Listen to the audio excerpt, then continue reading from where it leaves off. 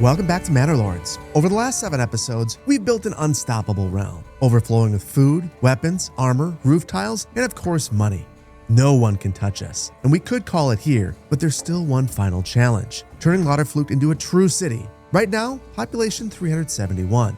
Our goal? Over 1,000. That means reorganizing uses, upgrading buildings, and growing our city even larger. And yes, we'll finally build a proper manor. This game is called Manor Lords after all. And by the end, my goal is to have a city that's not just huge, but also attractive. So if you're excited to build a city and a village builder, hit the like button. Or if you're just a bit sad that this series is coming to its inevitable end, hit the like button for that too, and let me know if you'd like to see another Manor Lords series on the channel in the future. Or just leave an emoji representing cities for the sake of engagement. And without further ado, let's jump right in. Though our goal today is straightforward, there are multiple different approaches that we could take to reach it. And because of that, before we build anything, I want to give that a little bit of thought. I want to do some back of the envelope math and plan things out a bit. So there are 3 different approaches that I think we could take to get there. The first would be to build a whole bunch of new burgage plots. The second would be to redevelop our existing burgage plots. And the third would be to level them up. Now those all have their own pitfalls, so we'll kind of go through them one by one. The first, if we were just to build a whole bunch of new burgage plots, it's back of the envelope math. Let's just say we continue to develop the exact same way that we have been. We currently have 371 residents that are part of 118 families living on 56 burgage plots. So that's 3.14 residents per family and about 2.1 families per burgage plot. So to get to 1,000 residents, we'd have to have 319 families living on 151 burgage plots. That's 95 new burgage plots. Even if we doubled things up, I don't know where we fit them. We'd have to either eat into our farm fields, eat into our lumber industry, or sprawl down the hill. And I don't want to do any of those for a variety of reasons. First, we need to have our food if we want to support our village. We need our lumber if we want to build these burgage plots. And I don't want to sprawl down the hill because we were supposed to stay on the hill. That was one of the core design principles of this community. For self-defense, we stay on the hill. And even though we don't need that, it still feels wrong to abandon that idea. So the other approach would be just to subdivide things. So we could just take existing parcels like this one and just demolish it and replace it with 2 new parcels. That would work. We would get twice as much density here. We wouldn't be sprawling, but we would lose our backyard extensions. So if we're going to do that, we probably want to be really thoughtful about that because we could run into some problems with food. And then the third approach would be, again, leveling up all of our buildings to level 3. That has its own pitfalls. Obviously, we wouldn't lose our backyard extensions, and we would get double the density. You can see our Bowyer shop here has 4 families, not 2. However, it costs a lot of materials to do that. We'd end up needing 4 roof tiles, 12 planks, 3 lumber, and 25 gold for every single building that we upgrade. Now, the nice thing about this is if we get to level 3, we would actually only need 80 level 3 burgage plots to get there. So that's only 24 more than we currently have.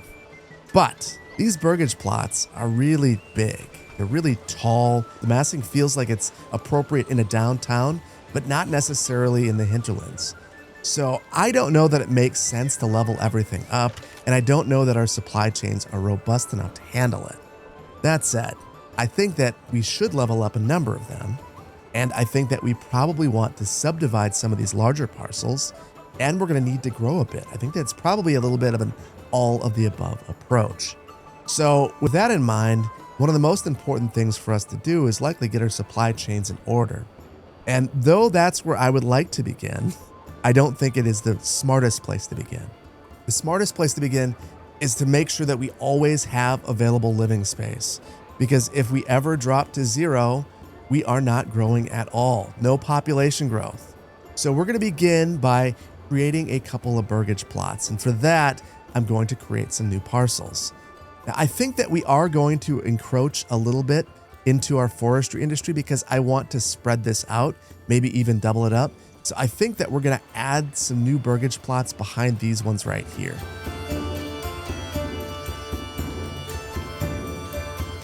Now, building these will give us 5 additional living spaces, which once built will allow us to begin immigration. So I'm going to allow that to happen. And while we're waiting for this, I want to go through our supply chains and try to troubleshoot some of the issues that we're having. So one of the most noticeable things for me is that we aren't doing all that well with planks, at least not relative to how I think we should be doing here. And I think that there are three things that are problematic right now. The first is going to be at our trading post. I think that we're trading things away. Probably many things that we actually need to keep. Yeah, we're trading away planks. We're going to stop that. I'm going to start to import stone. I want to make sure that we always have at least 100, not that we trade away until we have 100. I want to stop exporting our roof tiles. We're going to need those to level up. I think we're going to import barley. Barley is an important input in the beer making process, so I want to make sure that we always have at least 100 on hand. For our food, I don't want to export anything. We're going to need all the food that we can get. We're also currently exporting firewood and charcoal. I want to stop that. That is not helpful for us. That is a waste of lumber that we're going to need to build all of these new buildings. And then finally, I want to stop exporting ale. I don't know that we've ever actually done this, but we don't want to begin. Now, there's more that we have to do besides that, though. I think that we're using up a lot of our planks in this downtown area because we had a blacksmith shop here, but we have a few blacksmith shops, and they are making things like pole arms, which require planks and iron slabs. So I'm going to turn off the blacksmith workshops that we have down here, as well as our joiner shops, which are using planks to make shields, and the bowyer shop that we just looked at a moment ago. And I'm going to speed up production of the blacksmith so that I can disable this building as well. And then finally, I think that we need to make some adjustments to our lumber industry generally. So we have a saw pit right here, just one, and we have some limits set on here. Our production limit is 50. That is problematic. We're going to say nope, no production limit, but we want to make sure that we always have at least 50 timber on hand. Now that's been a problem for us because we're turning it all into firewood. I don't think that we need to do this. We currently have 3,000 firewood on hand. So I'm just going to turn this off for now. And then we have two of these charcoal kilns. I don't think that we're fully working either of them. So I'm going to get rid of one of these and fully staff the other. The reason why I want to do this is our charcoal kiln turns normal firewood into 2 charcoal. So we're effectively taking our gigantic 3,000 strong pile of firewood and turning it into 6,000 charcoal as long as we continue to produce charcoal. But I don't think that this is enough. I think that we need to also think about adding even more production. And for that, I'm going to add another logging camp right here, another saw pit right here, a forester, and a storehouse. And I'll get building all of these right away so that lumber is not our bottleneck.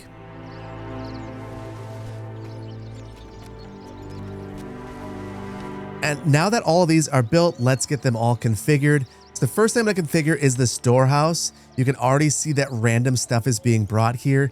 I don't want that. So we'll get rid of everything to begin with. And I'm only going to allow planks to be stored here. Honestly, planks and roof tiles and clay. Very specific reason for that.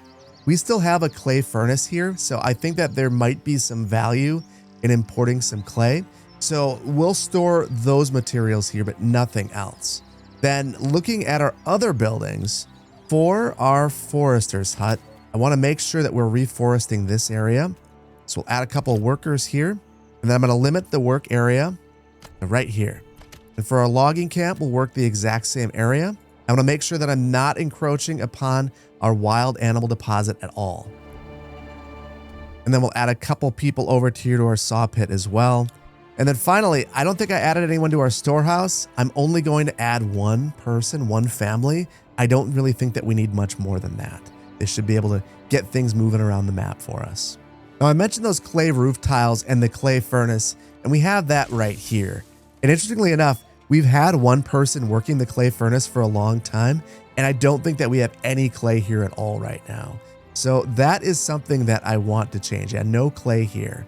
So I believe that we have an extra pack station or two that has no one working it and no trades occurring. I'm going to trade with Linek iron ore for clay.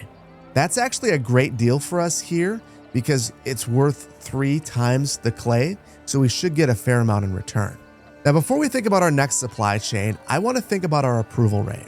And that's because our approval rate is going to determine how fast people move to our community. So right now, because we have 75% or higher approval, our growth rate is high. But if we drop below this, we are going to start seeing a slower growth rate. And that's going to make it more difficult for us to reach our goal. Now, the couple of things that we can control are entertainment, that's beer, and taxation, that's taxes. Right now, the easier one for us to control is going to be taxation. Obviously, we need to tax because we need money in our treasury to pay the king. But we don't have to do that here. So I'm going to turn the taxes here to 0. You can see that that will improve our approval, and this will probably jump up into the 80s. Now, we still need money. So what I'm going to do is head over here where I know that we've got a whole bunch of money and a whole bunch of approval. I don't really care if people are happy here or not. As long as they stay above 50%, things are going to be just fine. And that will keep money flowing into our coffers. And with that, we can take on our most challenging supply chain, beer making. So right now, we are currently growing some of our barley. We're importing it from other regions. We're using the malt house right here to turn it into malt. And then we have a brewery right over here that we are using to brew the beer and sell at our large tavern. Now, to improve things, we could add more workers here to our large tavern. That's one thing that we probably should take on. We could also build another brewer, and we could build another malt house. The other thing that we could do is build a dedicated storehouse just for brewing stuff. And I think that's probably where we'll begin. So I'm going to build a brand new storehouse right back here. And I'll put a malt house right next to this.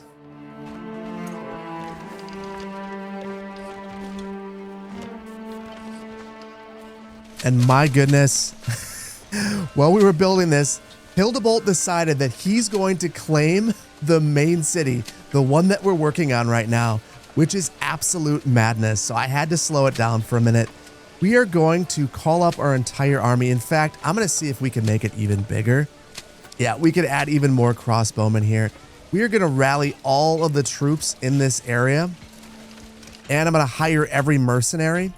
And I'm going to do this now because I want everyone to get into a formation here. In fact, I should probably take the troops that are from here and put them in the right spot.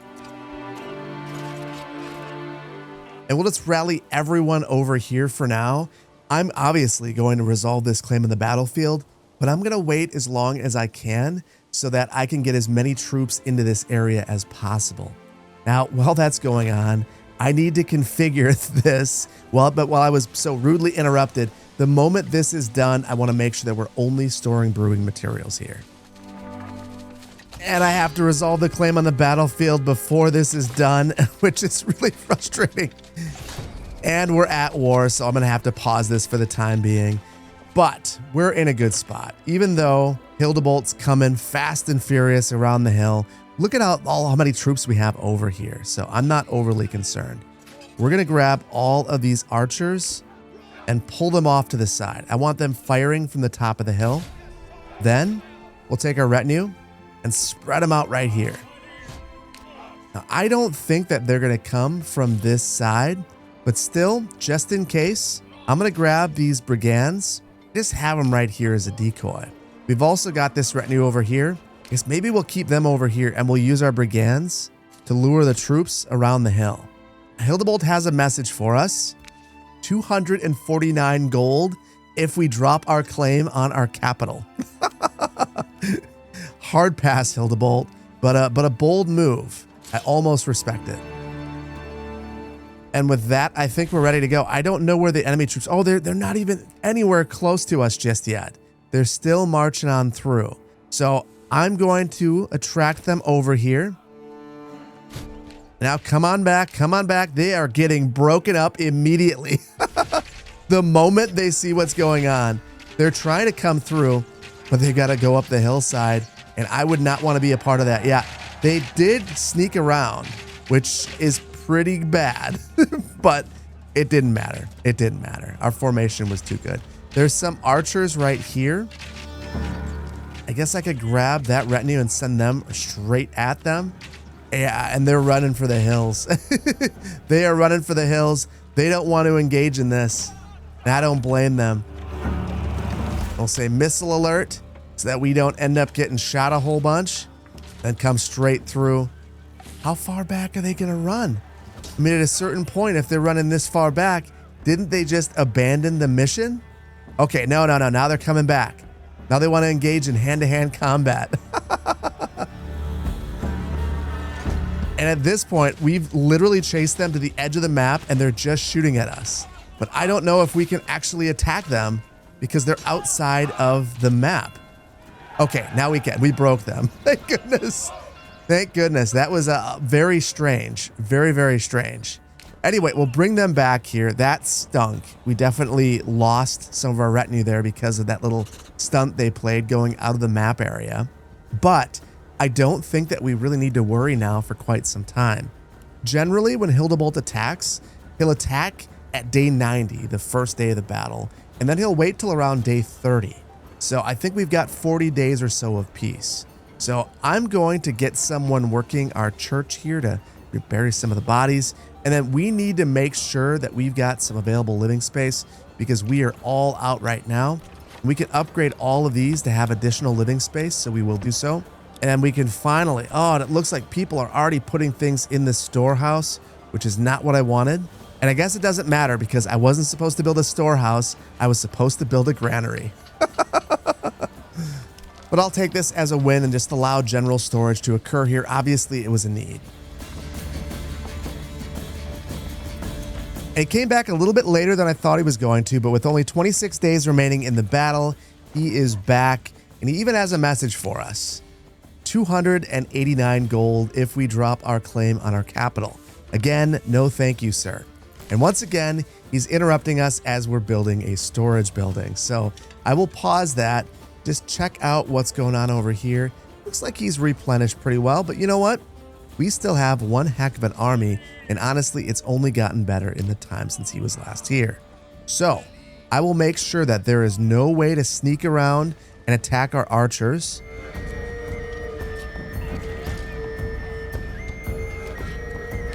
We've basically made just a gigantic wall of archers back here. No matter where they come at us, they're going to have a bad time. Unless, of course, they come up the backside. Well, we've still got a retinue over here, so we should be fine no matter what they decide to do. And here they come. Everyone is coming right down the main drag, and they are about to have a bad time. Just imagine walking up here and seeing all of that coming right towards you. Not a great time. Not a great time. So next up, they've got their infantry. And the fate looks like it's going to be exactly the same. Everyone's getting shot at as they come our way, and they're having a bad time. And once again, we've broken everyone but their archers, but we're hitting their archers from our current location. So I think that we should just probably hold and do exactly what we're doing. I don't want to scare them away this time. I want them to break from our archers. And it took longer than I would have imagined, but we were able to completely dispatch or dispel of them. We lost a couple of archers, but honestly, it wasn't all that bad. So we now have 16 days remaining, and I think that we're going to be just fine. However, we better come over here and make sure that we're burying the bodies over here as well. So I'll assign one person over to this small church because there are bodies everywhere. And we'll just continue to hold our position. In the meantime, we will go back to building our granary. And now we will limit to barley, malt, and ale. Now with those, we do have a couple of citizens that we can assign here. I'm going to assign 2 here at our malt house. I just want to make sure, yeah, we're not limiting anything here. Though we do have a reserve of barley for some reason, I will stop doing that. And then I'm going to assign 1 worker here at this granary so that they're moving all those materials around for us. Now, we're also running low on available living space. We don't have any right now. So I'm going to get to building a few more. I've added 6 burgage plots right here, all of which can have accessory dwelling units. And I'm about to do something very savage over here and get rid of a whole bunch of our existing development. I really want to step up the density for a few of these areas, so that's why we're going to do it. We have a massive deficit of housing right now, so I'm going to get to building these and replacing these immediately. And obviously, we just won the battle. I'm not overly concerned about that. I'm worried about our housing shortage.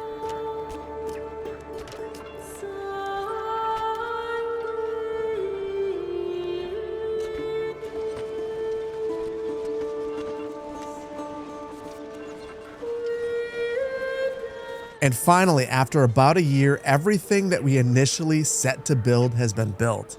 And this has been a wild ride. For about 6 months, we had a deficit of housing. I should have never let that happen. That means that we basically had no growth for 6 months. But what we did have happen is everyone got really enthusiastic about their lot in life. The approval rating for the city generally jumped to 100% for quite some time. And I think it's because we had beer. So that's the only thing it can really come down to is we've got a whole bunch of barley and we've got a bit of beer. Right now we've got 12 and apparently that's good enough. When we hold down this menu, you can see that there are a bunch of buildings that want to upgrade and not all that many that have that red beer icon. At one point in time, it was really, really bad. Anyway, we will be redeveloping a few more parcels. I'm thinking these ones right here, but I've learned a big lesson. I can't do that unless I have a whole bunch of housing available. And at this point in time, we don't have it just yet. So where we're going to start is I want to take all of these new level 1 buildings and get these upgraded. These ones right here are going to replace our bowyer and our cobbler. And I also want to add a butcher and, maybe even another brewer so that we have all of that right here. These are our larger lots that have accessory uses available to them. So I think that these make the most sense to do that with. So rather than adding expanded living space right away, I'm going to upgrade these ones. And for all the rest of these, I want to add the extra dwelling units as soon as I can. And you can see with just this area, that opens up 17 new living spaces. So that's pretty outstanding. I will prioritize these because I want to continue growing. But reasonably, these won't be all that far behind.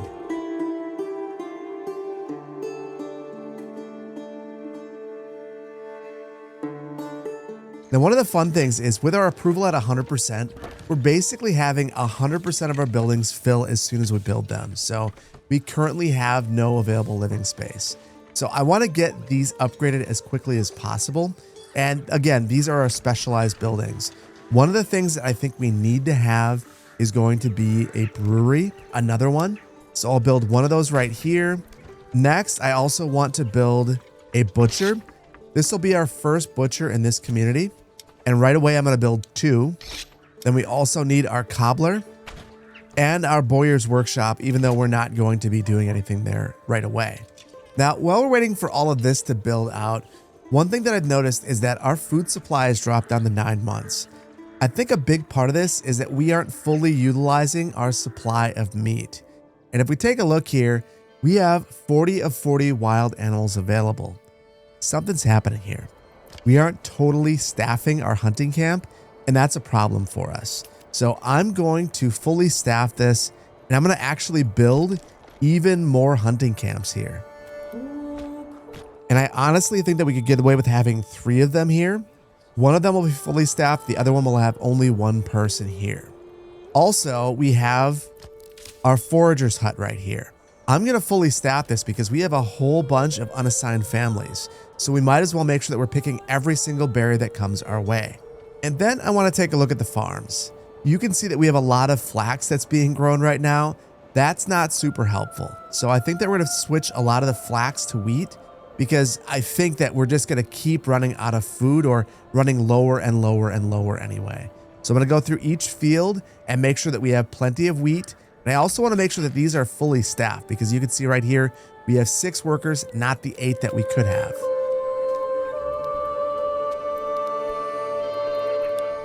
And then there's 2 more things that I want to do before I upgrade as many buildings as I can.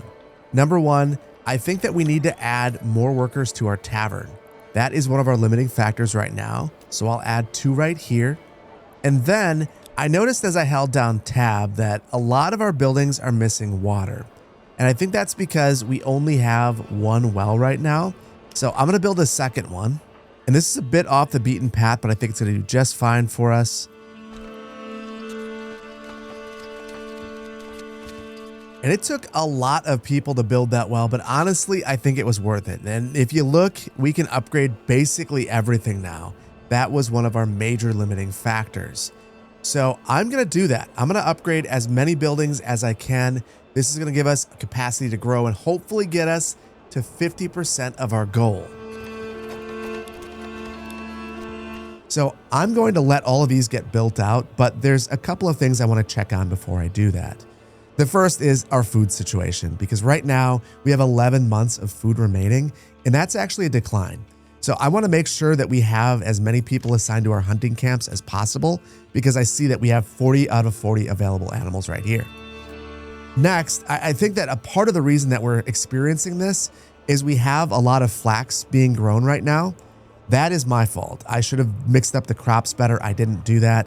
So this is going to be a down year in terms of our overall farm production, but we have a glut of flax available. So I want to make sure that we're processing that.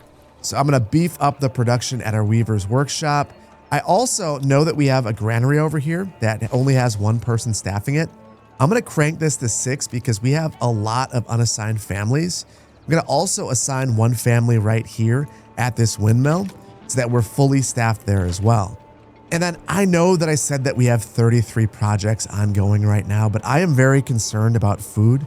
I don't want to wait until we have a food problem. So I'm going to build a whole bunch of farms down here. Basically, I think it's going to take probably 3 new farmhouses and maybe like 24 new fields. So I'm going to build farmhouses, granaries. I'll probably also build some hitching posts, and I'm going to load this entire area up.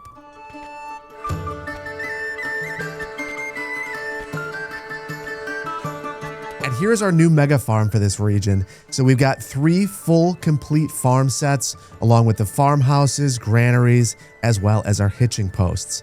Now I am going to pause all of these and build these last because I think that these will still be worked even without actually having the farmhouses. And that's because when things are idling at the other farms, they're going to bring the oxen down here and till the field. So this is probably not a huge concern right now. And with that, it's time to crank on our population. I'm going to let everything build out, and I'll upgrade buildings along the way as well.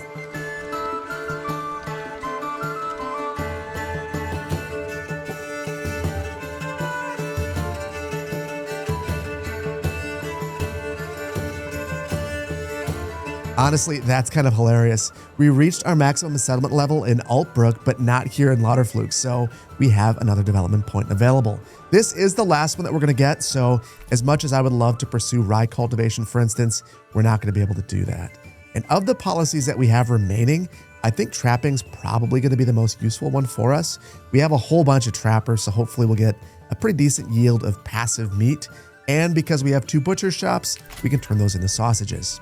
Now at this point, we've finished basically every single construction project at the top of the hill. And before we start to upgrade all these buildings to level 3, we've got to focus on our farms. So I've unpaused construction for all the buildings down here, and we'll get to building all of them at once.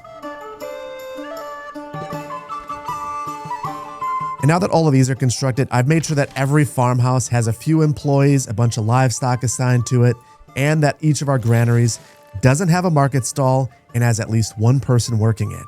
And now that we've done this, I think it's time to upgrade every single building that we can to level 3 and get our population to 1,000. We're halfway there.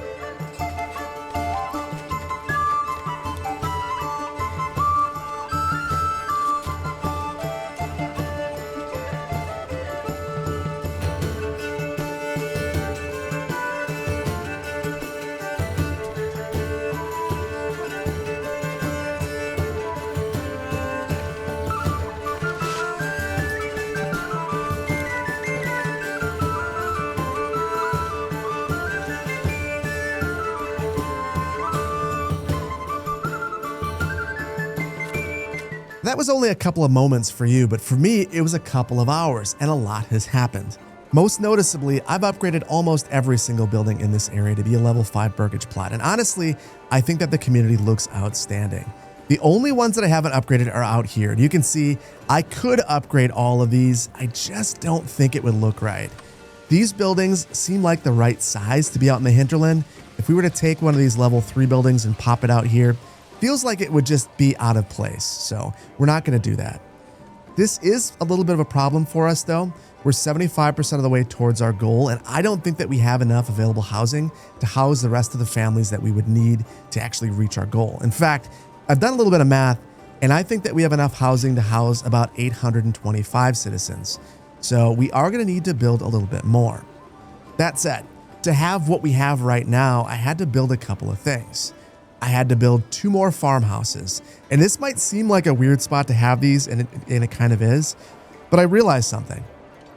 I had people that worked at this farmhouse traveling all the way across the map to farm when it was necessary. So with that in mind, why not just have all of these unassigned families that I have working somewhere? And I had some space back here for some farmhouses, so I added them back here. Ultimately, they're going to travel across the map when necessary, so might as well let them. Additionally, I built another trading post. I felt like we were being bottlenecked and our trading post was completely filling up with goods, so having this second one here means that we are never full at either of our trading posts and things are constantly moving around. You might also notice that we've got some food at our trading post. That's because I decided to import food because we were lacking food diversity in a couple instances. We had plenty of food, but it was all bread and sausage, and people need vegetables and eggs. So importing a small amount has gone a long way towards allowing me to upgrade all of the buildings. The other thing that's gone a long way is building another tavern. The one tavern that we had just wasn't enough to quench everyone's thirst. Having 2 has seemed to be the difference maker, along with adding a large marketplace back here. Now, along with doing all of this, we got attacked by raiders 4 times, and Hildebolt attempted to claim Lauterfluch once more, but we were able to repel him and hold him back. So that leaves us with our final challenge, building enough burgage plots to meet our population goal. Now, like I said a moment ago, I think that we have enough housing available right now to house 825 residents. So we need to find enough housing for 175 more. Doing a little bit of math, I think that we'll need to have about 57 more families. And if we have level 3 buildings, that means that we have to have 15 more burgage plots. I've already got 2 right here, so we're not all that far away. I think that we could probably sneak them back here, and that's where my game plan is. We're going to have some larger burgage plots back here, maybe extend this road up here and have another one back here. This will be close to our tavern and close to this marketplace, so they should be fairly easy to level up.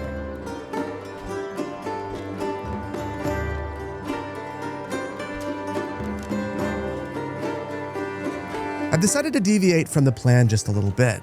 After drawing these burgage plots in, I realized I was only able to fit in 11. And with the 2 by the manor, that's 13, which means that we're still 2 level 3 burgage plots shy. So I could have just added a couple more back here, but here's the thing. I think it would look really strange again to have a bunch of level 3 burgage plots at the edge of the community.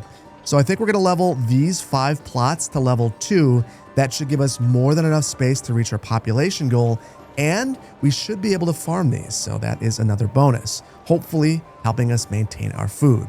Now, in addition to these, we also need to build that windmill, and I think it only makes sense to build this at the bottom of the hill down here. So I'll place one right there, and honestly, we're going to have enough workers for a second one. Maybe I'll place another one over here, considering we have all these farm fields over here.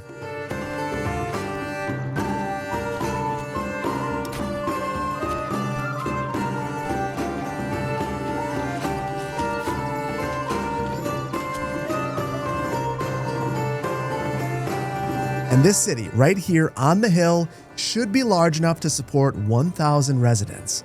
But here's the thing. We need to upgrade these brand new burgage plots to level 3, and we can't do that yet because no one lives there. So we're going to have to wait for citizens to move in each of these before we can upgrade to level 2 and then level 3. So in the meantime, we've got one more goal, and that is upgrading our manor. So let's take on that project right now as well. So let's head into the castle planner, and I think we need to completely rethink this. So one of the nice things about the castle planner is we can completely move this. We don't even need to leave the manor where it is. We can bump it back, and we're going to. It's a little bit too close to these buildings for comfort, at least my comfort. And first, let's add the tax office. This doesn't actually do anything besides look neat. Looks just like the manor, so we'll tack this onto the side to make it look a little bit bigger. Then I want to draw a road into the manor. And I'm doing that because once I draw the walls around here, this is going to turn into a door.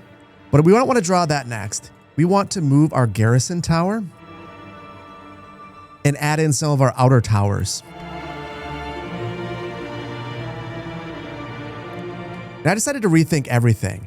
The tax office would actually probably be a fairly active building, so I wouldn't want people going to the manor for that. And then I decided to move the garrison tower back so that you'd be able to get a good vantage point of the entire valley. So we'd have all of our retinue looking down, seeing if they need to come out and get to battle. And then we have all of our corner pieces right here. So we should be able to just add our wall and gates in between. And there we go. Not exactly symmetrical, but I think it is a good location for this. It's still got a good vantage point from inside the manor, and you'll be able to see all around here for defense. And ultimately, that is the main purpose of the manor anyway.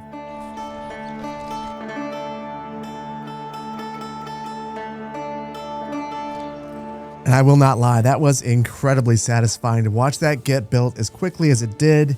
And honestly, I think it looks pretty darn good. What a cool spot for this. What a beautiful map. And honestly, you couldn't ask for a better spot for a manor, at least not in my opinion. Now we've got 827 residents, which means that we should be able to upgrade some of these buildings. So we're going to do it right away.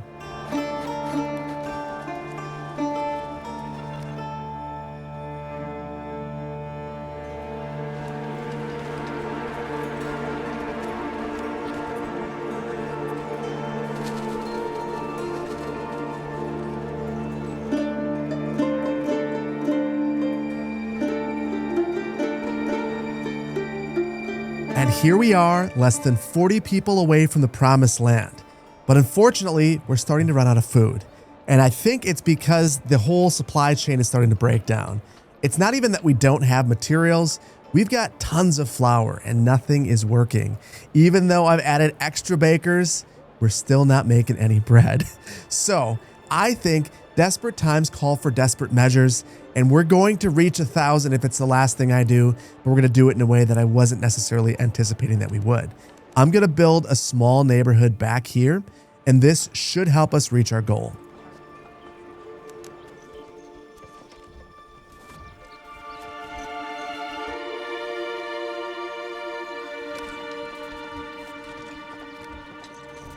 Oh, and that right there is it. We've got 1,000 residents, 1,001 living here in Lauterflucht. And I got to tell you, I did some back of the envelope math, and I thought that we were going to have 1,001 residents. It's really gratifying to actually see that number. That said, getting here has been a bit of a harrowing experience. It feels like at about 850 residents, the wheels started to fall off. We started to run low on food and fuel, and just in general, people stopped being happy. So I'm a little bit curious. I'm going to do a little bit of off-camera work to see if I can stabilize things, because I really want to leave this save in a position where it could just kind of run indefinitely. So let me give that a shot. We'll be right back. Here we are, 3 years in the future, and things are mostly looking pretty good. You can see that we now have 4 months of food built up and 5 months of fuel. That might not seem all that impressive, but we started to run low on both of them, incredibly low. And there are a couple of things I had to do to make up for it. Down here, I had to plant a whole bunch of new fields and get 2 more farmhouses. The reason why this was so important is the farmhouses obviously help harvest all of the fields, and these fields are located in what is the most fertile area at the bottom of the hill. I probably should have paid more attention to that when I was building these fields, but alas, here we are. And now you can see that this next harvest is going to be absolutely massive. 2,592 wheat in this next harvest. I assume that we're going to see our food just go through the roof. In fact, the harvest that we were seeing were about 1,200 wheat. So this is a huge improvement.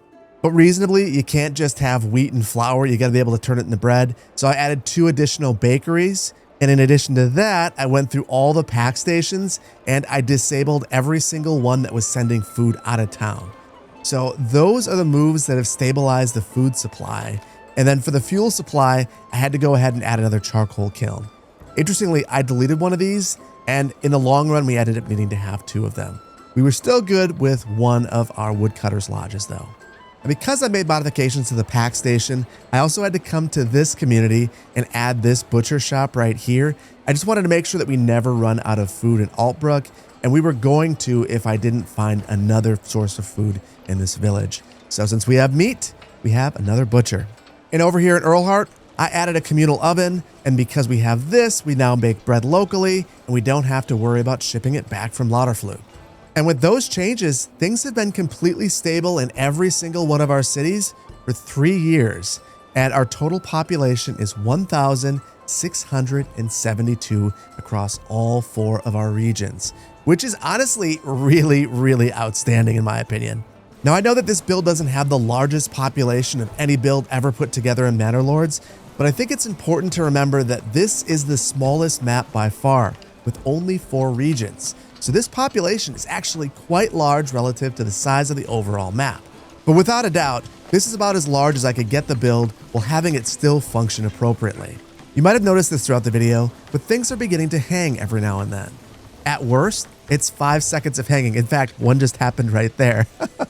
And that's because we're just pushing the game to its absolute limits, at least in its current form. One of the things I was excited to read recently is that the pathing system is getting a rewrite for the next version of the game. Currently, pathing occurs in 2 dimensions, and in the next version, it'll occur in 3 dimensions. So we'll have to see if it brings improvements outside of just having 3D pathfinding and the ability to walk on bridges, for instance. The next update is also supposed to have some new info views and statistics, so it'll be really interesting to see what this build looks like under the hood at that point in time. But that might be something for you to check out on your own. I do plan on releasing this save. Look at the pinned comment below. There will be a link to a Google Drive with this save and instructions on where to put it on your machine if you'd like to take a look at it yourself.